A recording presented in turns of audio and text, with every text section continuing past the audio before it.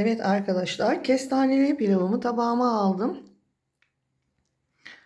Bir tabakta yedim arkadaşlar. Olamaz böyle bir lezzet, üstün lezzet, süper olmuş. Vejeteryanlar bu tarifimi gönül rahatlığıyla yiyebilirler. Hem besleyici hem içerisinde et yok. Videomu izlediğiniz için çok teşekkür ederim. Eğer hala abone değilseniz lütfen Servin'in mutfağına abone olmayı, beğenmeyi, yorum yazmayı, bundan sonraki tariflerimden haberdar olmak için lütfen zil tuşuna basınız. Merhaba arkadaşlar, Servin'in mutfağına hoş geldiniz. Bugün sizlere kestaneli pilav yapıyorum.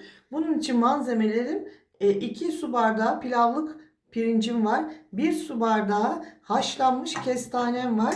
2 su bardağı pirincimi soğuk suyla üzerindeki nişastası gidene kadar güzelce şu şekilde 3 su yıkıyoruz. Eğer pilavımızın tane tane olmasını istiyorsanız arkadaşlar şu nişastasını üzerinden bu şekilde alınız. Şimdi bu birinci suyu 2 su daha bu şekilde yıkayacağım. Bu şekilde nişastalı sudan arındırıyorum. Pirinçlerimi yıkadıktan sonra soğuk suda 20 dakika bekletiyorum. Arkadaşlar püf noktası sıcak su dökmeyiniz üzerine. 1 yemek kaşığı tereyağım var. 3 yemek kaşığı zeytinyağım var. Tereyağı ve zeytinyağının ikisini birlikte erimesini bekliyorum. 1 tatlı kaşığı tuzum var. 1 tatlı kaşığı taze sıkılmış limon suyum var. Yağıyla tereyağım iyice birbirine geçmesini sağlıyorum. Ocağımın altını kısıyorum. Soğuk suda 20 dakika bekletmiş olduğum pirinçlerimi ilave ediyorum. Pirinçlerimi kısık ateşte güzelce kavuruyorum ki pilavım tane tane olsun.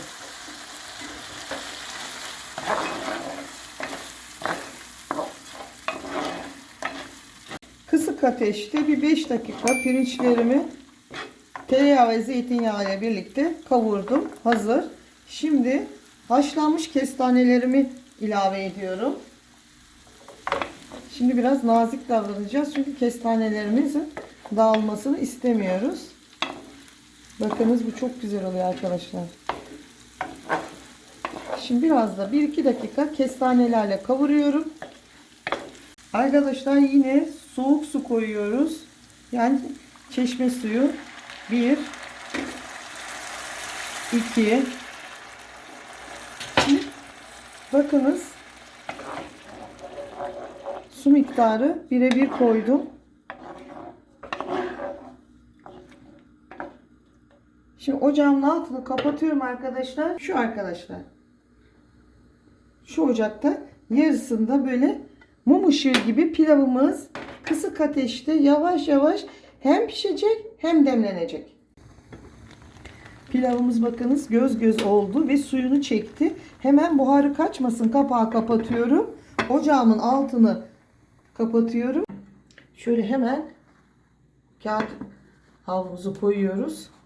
Fazla buharını alsın. Pirincimiz tane tane olması için. Üzerine de bir örtü örtüyoruz. Demlenmesi için bir kenarıya bırakıyoruz. Pilavım yarım saat demlendi arkadaşlar.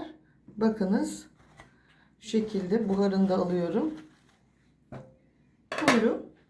Deneyecek olan herkese afiyet olsun. Kestaneli pilavım bu şekilde. Videomu izlediğiniz için çok teşekkür ederim. Kestaneli pilavım demlendi. Şimdi sunum aşaması, fakat karıştırmadan önce arkadaşlar sizlere şu güzel manzarayı göstermek istedim. Pilavımızı karıştırabiliriz. Çünkü altında bakın yağı, kestaneleri dağılmadan ne kadar güzel, bakınız kestanelerimiz pişti. Buyurun. Şöyle şu pilavımın arkadaşlar şu kaşıkla karıştırayım. Ne kadar güzel olduğunu görmenizi istiyorum. Kestanelerde bakınız hiç dağılma var mı? Yok. Pilavım tane tane. Lütfen Servin'in mutfağındaki bu kestaneli özel tarifimi sizlere öneriyorum. Bakınız arkadaşlar. Şunlar lokum gibi. Şöyle göstereceğim. Buyurun. Şöyle şu güzelliğe bakar mısınız? Hiç kestanelerde dağılma yok. Daha önceden haşlayıp buzdolabında bekletmiştim. O kadar güzel oldu. Şimdi şöyle bir daha karıştırayım size. Çünkü bu güzelliği görmenizi istiyorum arkadaşlar. Buyurun. Afiyet olsun. Şöyle karıştırıyorum ki arkadaşlar, çünkü pilavımdan tane tane olduğundan o kadar eminim ki kestanelerimden, gönül rahatlığıyla karıştırabiliyorum. Şimdi tadım aşaması arkadaşlar. Buyurun. Bakınız. Kavurmalı pilav gibi oluyor. Vejetaryenler bu tarifini lütfen kaçırmayınız. Şöyle pilavından alıyorum. Kestanesinden alıyorum. Olamaz arkadaşlar. Olağanüstü bir lezzet. Süper süper. Mutlaka arkadaşlar bu tarifimi deneyiniz. Afiyet olsun. Evet arkadaşlar, kestaneli pilavımı tabağıma aldım. Bir tabakta yedim arkadaşlar. Olamaz böyle bir lezzet, üstün lezzet, süper olmuş. Vejetaryenler bu tarifimi gönül rahatlığıyla yiyebilirler. Hem besleyici hem içerisinde et yok. Videomu izlediğiniz için çok teşekkür ederim. Eğer hala abone değilseniz lütfen Servin'in mutfağına abone olmayı, beğenmeyi, yorum yazmayı, bundan sonraki tariflerimden haberdar olmak için lütfen zil tuşuna basınız. Hoşça kalın, sağlıkla kalın, mutlu kalın. Muhteşem. Kestaneli pilavım, üstün lezzetli, tane tane. Bu tarifi mutlaka deneyin arkadaşlar ve yorumlarınızı bekliyorum. O kadar güzel bir tarif.